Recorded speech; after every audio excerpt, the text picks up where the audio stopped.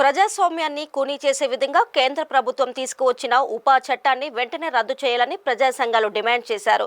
Visakha CPI కార్యాలయంలో పౌర సంఘాల కన్వీనర్ పి చంద్రశేఖర్ అధ్యక్షతన ఏర్పాటు చేసిన మీడియా సమావేశంలో మహిళా సామఖ్య ఏపీ అధ్యక్షురాలు విమల, పీఓడబ్ల్యూ నేత లక్ష్మి, ప్రముఖ న్యాయవాది పద్మ తదితరులు మాట్లాడారు.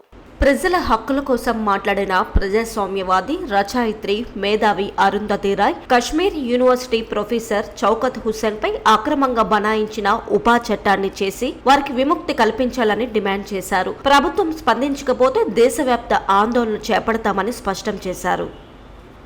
ప్రివెన్షన్ యాక్ట్ ఏదైతే అనాగరిక చట్టము, అదొక క్రూర చట్టము, రాజ్యాంగ విరుద్ధమైన చట్టము, ఇలాంటి చట్ట ప్రయోగాన్ని ఇప్పుడు ఏర్పడుతున్న ప్రభుత్వం ఏదైతే అన్నదో రాజ్యాంగబద్ధంగా ప్రజాస్వామ్యయుతంగా నేను పరిపాలన చేస్తానని హామీ ఇచ్చి అధికారంలోకి వచ్చిన కేంద్ర ప్రభుత్వము వెంటనే ఇటువంటి అప్రజాస్వామికమైన చట్టానికి అనుమతి ఇవ్వటం అంటే ఈ దేశంలో ఏదైతే అనుకుంటున్నామో పెరుగుతున్న హిందూ మతోన్మాదము ఈరోజు మైనారిటీలకు మాత్రమే శత్రువుగా లేదు, ఈరోజు ప్రజాస్వామిక విలువలకి, ప్రజాస్వామిక హక్కులకి, వీటన్నిటికీ కూడా చాలా నష్టదాయకంగా ఉంది అని అర్థం కావడానికి ఈరోజు అరుంధతి రాయ్ గారి మీద పెట్టబోతున్న కుట్ర కేసు ఏదైతే ఉందో ఉపా, దీన్ని మేము తీవ్రంగా ప్రజా సంఘాలుగా ఖండిస్తున్నాము.